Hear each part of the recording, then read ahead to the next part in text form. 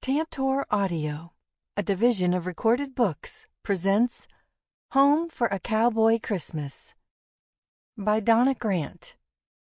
Narrated by Nikki Zakocs. Chapter 1. Light flashed behind Emmy's eyelids, the rocking of the SUV lulling her. It was too bad she couldn't sleep. She was bone-weary, the kind of exhaustion that sapped every bit of good out of life. "We're almost there." She opened her eyes at the sound of Deputy US Marshal Dalton Silva's voice. Emmy straightened in her seat and glanced his way. Dalton wore a white Stetson that covered his short black hair. His deep brown eyes were solemn, intense as they met hers. They had been on the road for over 14 hours straight, backtracking and taking several different roads to throw off anyone who might try to track them. And someone would definitely come after them. Emmy was sick of being in the vehicle, but it was the only thing between a future and certain death. So, who was she to complain? "You should have let me drive more," she told Dalton. "You're worn out." "It's my job." She drew in a deep breath and slowly released it as she looked out the passenger window to the scenic view. The sun shone in the clear blue sky, giving her a stunning view of the white-topped mountain range. A light dusting of snow had fallen overnight, but it was already melting under the bright rays of the sun.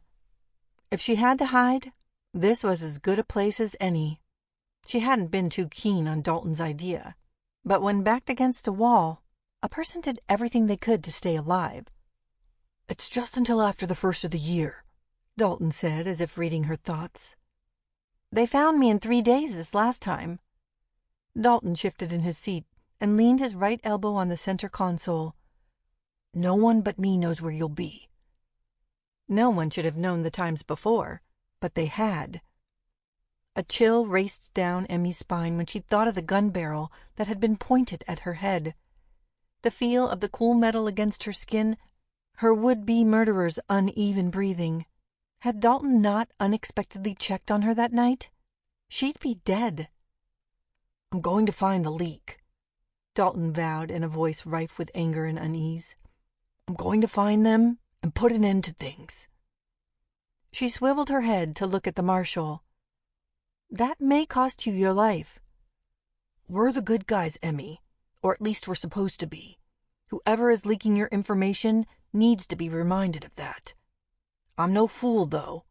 I'll be careful." She quirked a brow.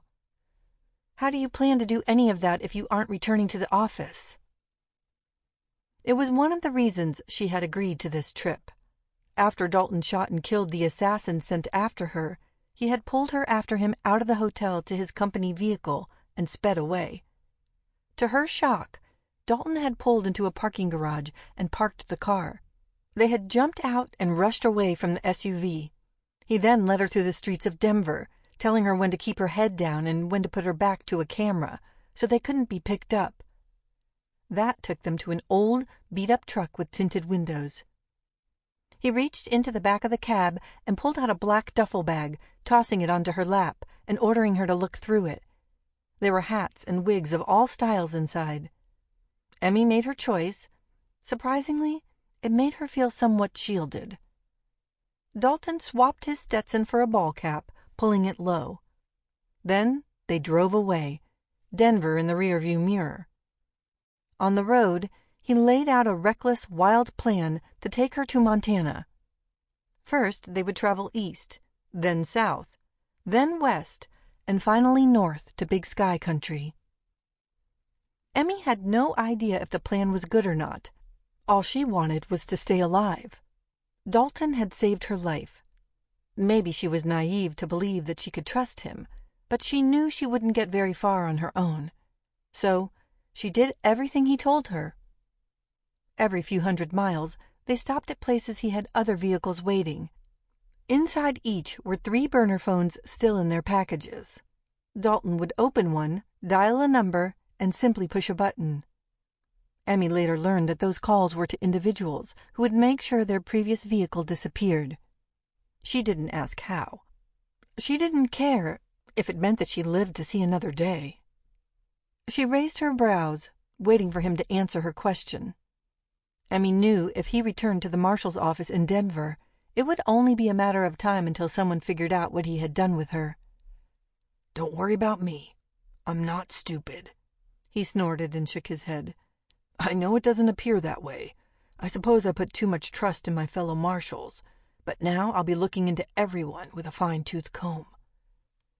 "Just don't get yourself killed. You're the only one I trust." He shot her a crooked grin, his eyes filled with resolve. "I won't fail you. You have my word." She forced a smile and looked straight ahead. She was apprehensive about her next stop, but she wouldn't be unarmed again. Dalton had given her a knife that she kept on her person. Would it be enough? Only time would tell. The look of glee on the man's face when he came to kill her had chilled her blood.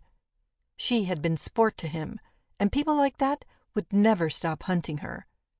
And her enemies had plenty of time to track her down again. Which meant a living hell for Emmy, time spent scared out of her mind and wondering when they would come for her. "Dwight's place is the safest location for you. He's ex-FBI and Homeland Security. He'll know exactly how to keep you safe while I plug the leak." Emmy hoped so, but if he didn't, then she had a plan of her own that included the weapons and one of the burner phones Dalton had given her so they could contact each other in case of emergency. She wouldn't be at anyone's mercy ever again.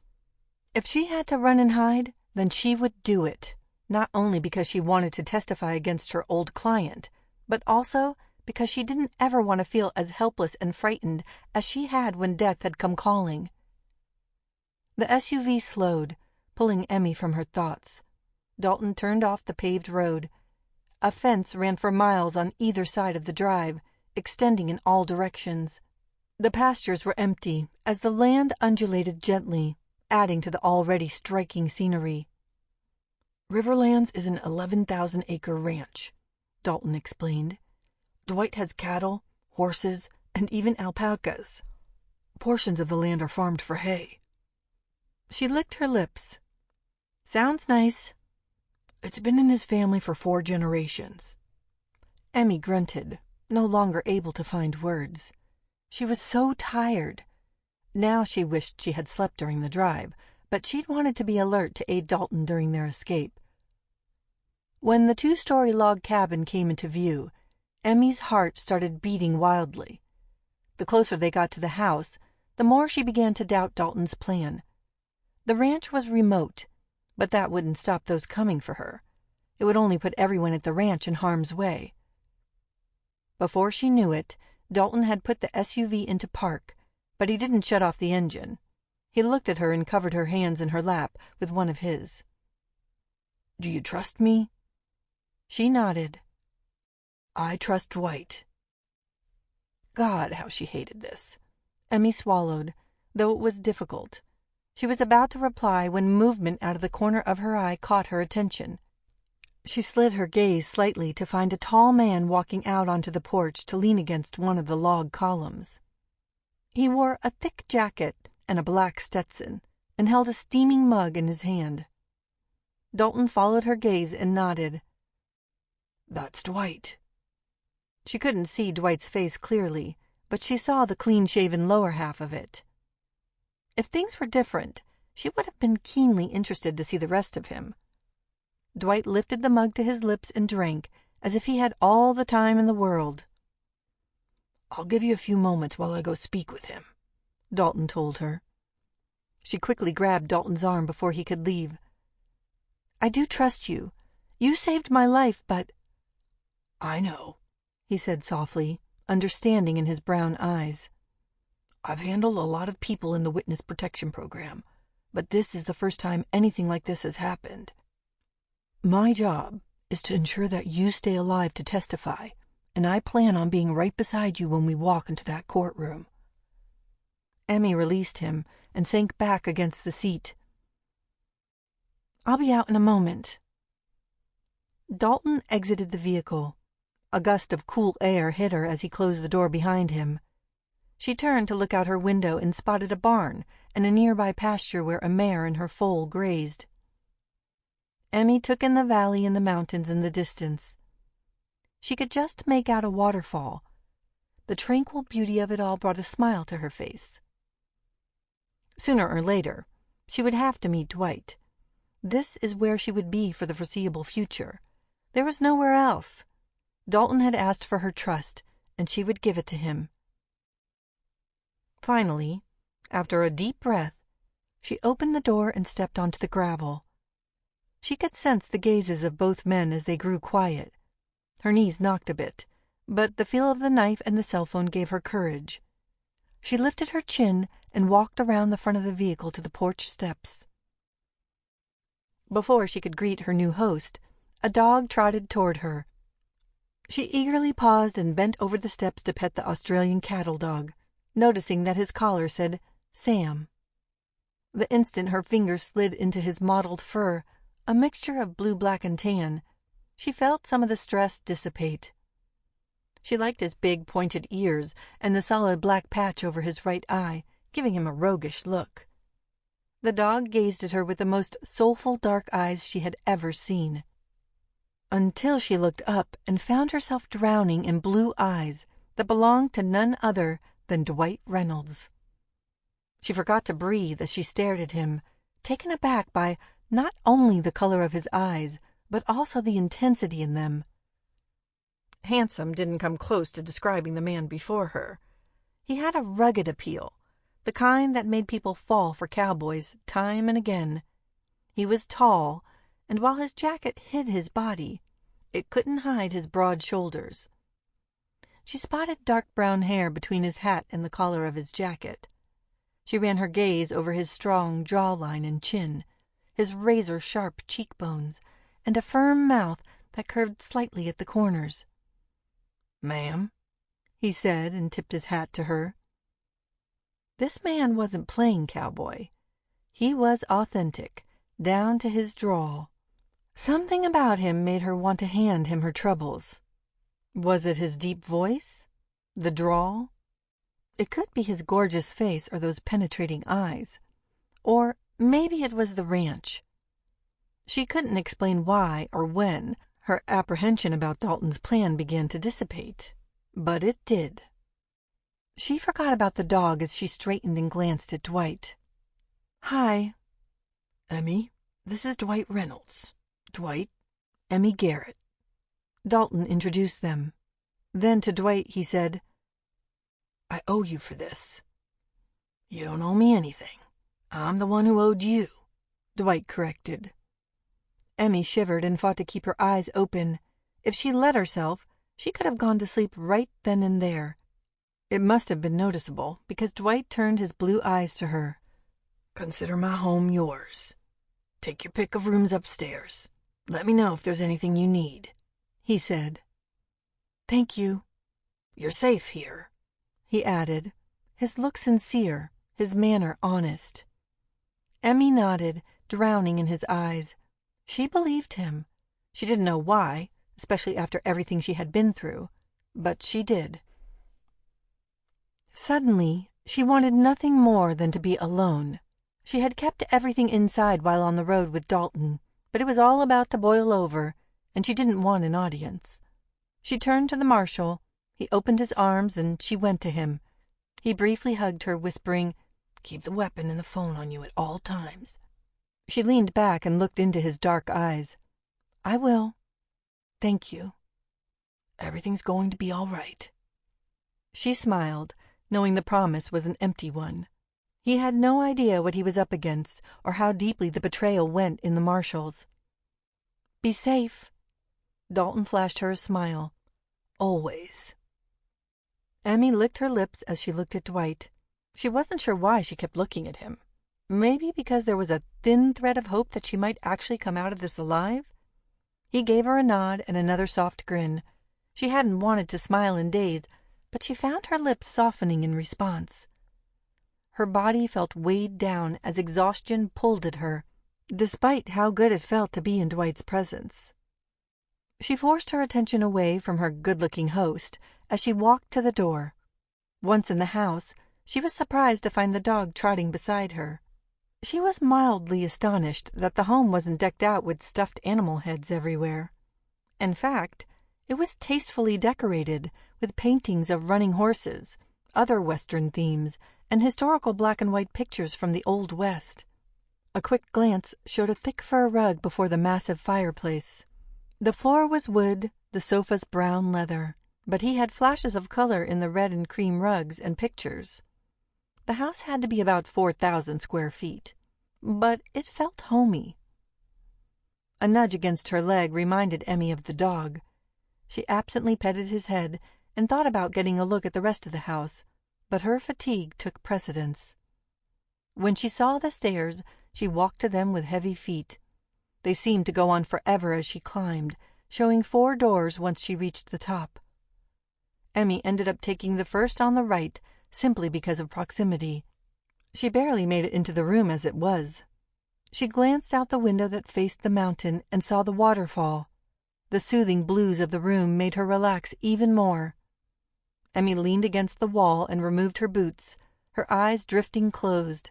She cracked them open to set the footwear near the door, hoping she hadn't tracked any dirt into the house. The dog sat just outside the room, watching her. She gave him another rub behind his ears, then closed the door, locking it before shuffling to the bed. She sat down and let her shoulders droop. Then the tears came. She buried her face in her hands as she let the past 14 hours wash over her. Chapter 2. The last thing Dwight expected when he got up that morning was to have a voicemail from an old friend. He couldn't remember the last time he had heard from Dalton Silva. Dwight had listened to the succinct message several times, noting his friend's tense tone. Dwight stayed close to the house since he wasn't sure when Dalton would arrive. He had been pouring coffee when Sam's head popped up from where he lay near the door. That alerted Dwight that someone was pulling up in the drive. Less than 2 minutes later, the small tan SUV rolled to a stop. With his coffee in hand, Dwight looked out the window and spotted his friend's profile. Dwight walked onto the porch. His interest peaked when he saw a woman in the vehicle with the marshal. After a few moments, Dalton exited the SUV. His old friend hadn't changed much in the 5 years since they had last seen each other. Dalton's hair was shorter, and his face had a few more lines. Otherwise, he was the same. There was a genuine smile on his lips when he faced Dwight. "It's good to see you," Dwight said as his friend walked onto the porch. They shook hands, and there was no denying the relief in Dalton's eyes. "You're a sight for sore eyes," Dalton said. Dwight glanced inside the SUV to see a woman who had remained behind. Her blonde hair was cut blunt to her shoulders. "You look like you've been on the road for some time." "A little bit over 14 hours. Dalton released a long, tired breath and glanced at the vehicle. "I'm in a world of shit. I hate to put you in this position, but I need help. She needs help. I've always told you. I'm here for whatever you need. What can I do?" Dalton ran a hand down his face, his weariness coming through. "There's a leak in my department. The woman with me is set to testify against one of the biggest mob bosses in Denver. It was only by chance that I stopped by her hotel last night to check on her. I found a man with a gun against her head. The marshals who were supposed to be guarding her were nowhere to be seen. Damn, she's lucky. And scared shitless. This will be her 4th place. The department chose the 3 others. If there's even a chance she survives until the trial, I had to bring her somewhere no one would think to look." Dwight took a drink of his coffee as he turned over everything he just learned. "You chose right. Were you followed?" "I changed vehicles every few hours. I also went different directions to ensure no one could follow us." Dwight quirked a brow. "But—" Dalton was too good at his job for there not to be a but. "I'm going to keep driving. I'm heading to a safe house until the trial. If anything should happen, or if you can't keep her that long, she can stay as long as needed." Dalton parted his lips to say something just as the passenger door opened and the woman stepped out. Dwight's gaze locked on her tall form. She wore a dark green sweater, light jeans that encased her long legs, and boots. With her short hair, it allowed him to see her long, graceful neck. Then she turned her head to face them. Dwight was taken aback by her startling beauty. Large eyes the color of autumn leaves swept the area. Her lips were wide with just the right amount of plumpness. When that mouth of hers turned up in a smile as Sam went to her, it was like a punch in Dwight's gut. Then she looked straight at him. For a heartbeat, he forgot his name, and in that instant he noticed two things: her vulnerability and her strength. Finally he found his voice. Her softly spoken "Hi" was lilting. That's when he noticed the dark circles under her eyes. The protector in him immediately wanted to swoop in, but the wariness around her told him that now wasn't a good time. Dalton introduced them. Dwight could have stared at her all day, but her shiver reminded him that she was without a coat. He motioned to the house, and she said a farewell to Dalton. All the while, Dwight stared at her, taking in every beautiful detail of his guest. Then she looked at Dwight once more. He didn't know what prompted him to promise that she would be safe, but the minute the words were out of his mouth, she gave him a soft smile. It was so unexpected, so raw, that he could only stare like a tongue-tied teenager as she went inside the house with Sam at her side. Dwight pulled in a shaky breath, trying to understand the emotions running rampant inside him. He swallowed and looked at his friend. Dalton continued staring at the door long after Emmy had gone inside. "She'll be fine here. I'll make sure of it." "I know." Dalton ran a hand down his face in exhaustion. "Why don't you stay for a bit? Eat and rest before you head out." Before he'd even finished, Dalton was already shaking his head. "I'd love to, but I need to get back on the road. How about some coffee for the trip? Now that I'll take you up on." To Dwight's surprise, Dalton didn't come inside. Dwight filled a thermos full of coffee and brought it to his friend. "She hasn't slept in days," Dalton told him. "Understandable." Dalton moved the thermos from one hand to the other. "She's a kind soul, and she's stronger than she looks. We'll be fine. I'll take care of her, I promise. Right now, I'm a tad more worried about you. It makes me sick to my stomach to think someone would betray those in the Marshal service." Dwight nodded. "It might be more than one person, and it might go higher up in the chain than you want to consider. I've already thought of that. I can barely think of anything else between the leak and getting Emmy here. You've completed one job. Rest easy on that. That gives you time to focus on the other." Dalton removed his hat and scratched his head before replacing the Stetson. "Getting her back will be another matter. We'll cross that bridge when we get to it." Right. Dalton's dark eyes met his. "Thank you." Dwight shook his head. "Like I said, I owe you. Then we're even."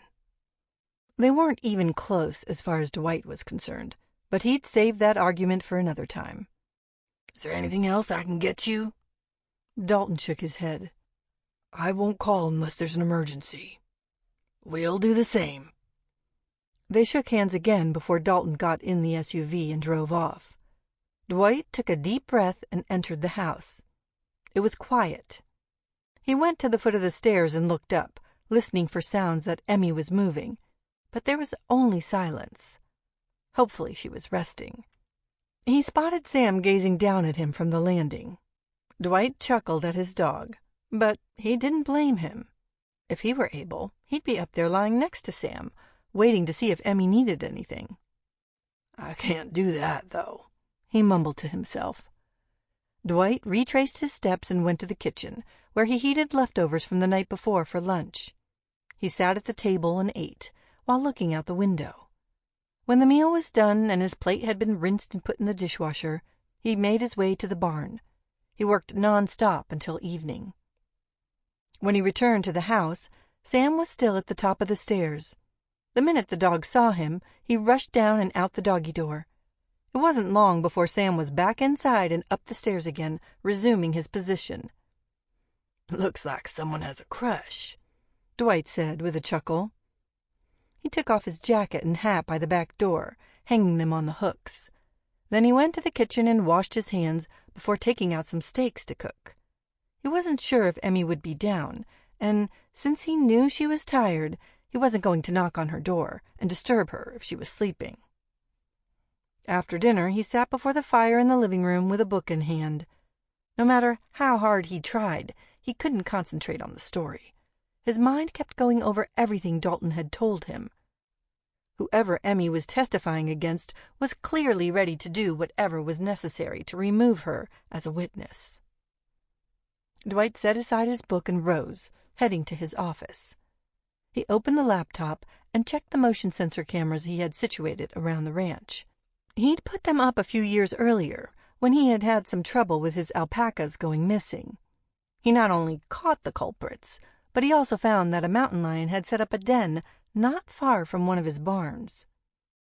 He lived close to wildlife that, in his opinion, had just as much right to the area as he did. Unlike some ranchers, he didn't go out and kill the animals, but he did take steps to ensure that his livestock wasn't harmed. Sometimes he was successful. Other times, he wasn't. But living where he did meant a delicate balance. He had another 5 cameras in his office that he could put up, and now that Emmy was there, it was time he did just that.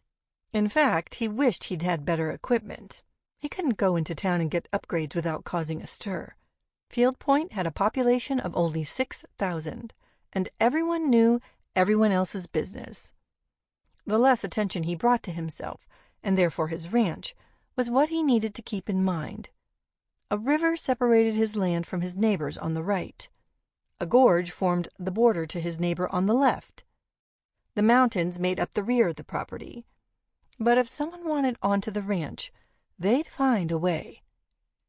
Dwight raised his gaze to the ceiling. He hadn't heard any movement from above. If it weren't for Sam, he'd be worried that she had snuck out as he worked. Dwight pulled out the other 5 cameras and set them on his desk to deal with in the morning. Since he couldn't focus on reading, he decided to take care of some administrative work for the ranch. When he looked up again, it was almost 10. He pushed back from his desk and walked from the room. He locked the doors and turned off all the lights before heading to the master bedroom on the main floor. Sam's collar had a chip in it that allowed only him to go in and out of the doggy door, and Sam had access to that any time he needed it. Dwight left his door open a crack. Sam had slept with him since he was a puppy, but this might be the first night that didn't happen. Dwight wasn't angry, though. He found it endearing that his dog recognized that Emmy needed safeguarding. After a hot shower to wash away the day's grime, Dwight slipped between the covers and lay down. His eyes wouldn't stay closed, however. He looked at the ceiling, all kinds of questions about Emmy and the people she was testifying against running through his head. He hadn't thought to ask Dalton about that. Not that it mattered. Whoever these people were, they were criminals. The fact that the US Marshal Service had been brought in as protection for Emmy said how important her testimony was to the prosecution. His thoughts turned from the criminals to Emmy and her brush with death. He had spent 4 years in the military before joining the FBI, then moving to Homeland Security. He had been trained for battle in various formats, but even though he hadn't had a gun stuck to his head, it had been traumatic. He could well imagine how it had affected Emmy. The way Dalton had spoken of the event, he had arrived mere seconds before the assassin pulled the trigger. No wonder Emmy was suspicious of everyone. Dwight was surprised she trusted Dalton, but Emmy had to rely on someone in a situation like this. It was good that she'd put her faith in Dalton. Dwight knew what a good man he was. The lengths Dalton had gone to in order to see Emmy safe proved that his friend's core morals hadn't changed over the years, though the leak within the department might color his vision a bit. Sample complete. Ready to continue?